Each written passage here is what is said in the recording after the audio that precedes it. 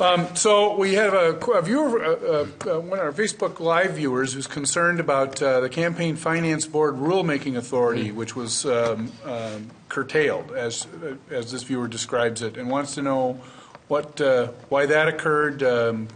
This viewer does not favor that particular result. Wants to know what's going to happen with that, and it also references the publicly funded public campaign subsidy. I know a little bit about these issues because I had the privilege of serving on what was then known as the Ethical Practices Board, now the Campaign Finance and Public Disclosure Board, in another life 2 decades ago or more. But as to the current status of things, who would like to take a run at that? Senator?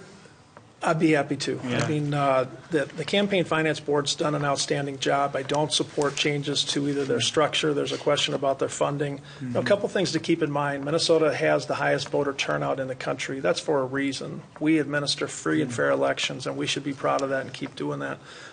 Another way to look at it is that more than one governor have said, I will not support things that are not bipartisan when it comes to affecting the Campaign Finance Board or elections. And, looking, my own experience with the Campaign Finance Board's just this one time around, but they're recognized for making information available. You can see what people have raised. You can see who their donors are. As far as the public participation, I kind of like that.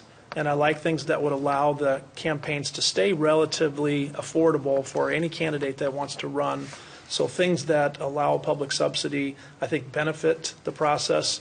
And if nothing else, you'd say those are certainly fair to all sides. There's not one side that benefits from a public subsidy. So that's how I see it. And I certainly get the impression Governor Dayton would not be likely to sign any bills that would affect elections in that way. Yeah, and, all of the items that the viewer listed, of course, were in the bill that got vetoed. I know that they're coming. We'll be seeing them again.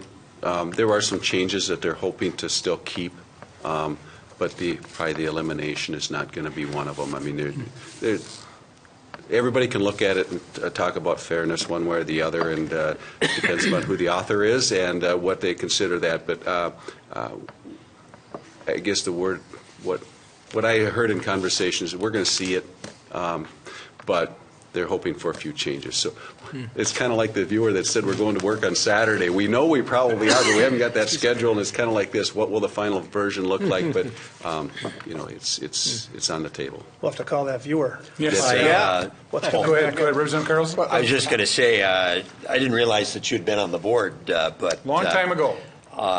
I voted to help create it a long time ago as well, and I truly think they've done a good job through the years, and quite frankly, they're very helpful to candidates. If you have a question about the law, when I've called or candidates have called me and have a question, I'll refer them to the Campaign Finance Board, and they give out good information so that people don't commit errors by mistake.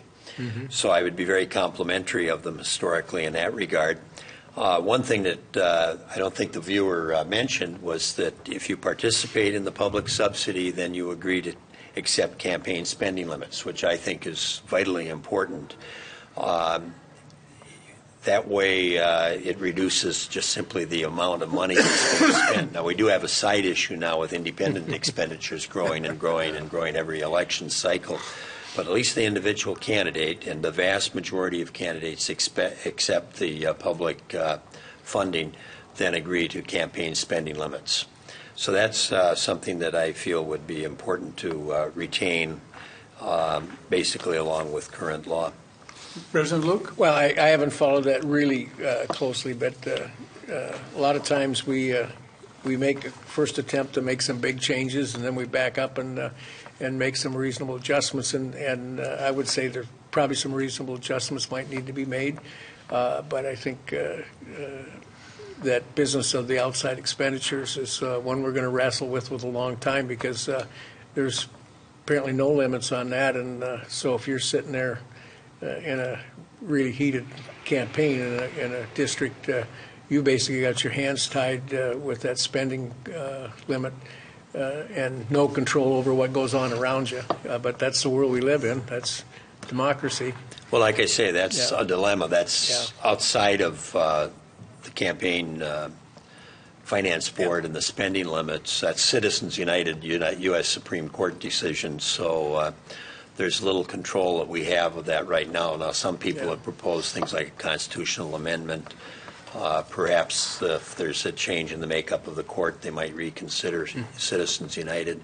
But it has really unleashed a lot of expenditures the candidates have no control over. Yeah. You know, that's, in fact, it's against the law if you did try to coordinate with those independent expenditures. So there's some real problems there that I think need to be addressed, but part of that is due to the federal courts. And it's a complicated topic because you can trace campaign finance reform through a variety of court decisions going all the way back at least to Buckley versus Vallejo in 1977 or 78. So it's a complicated topic, to say the least.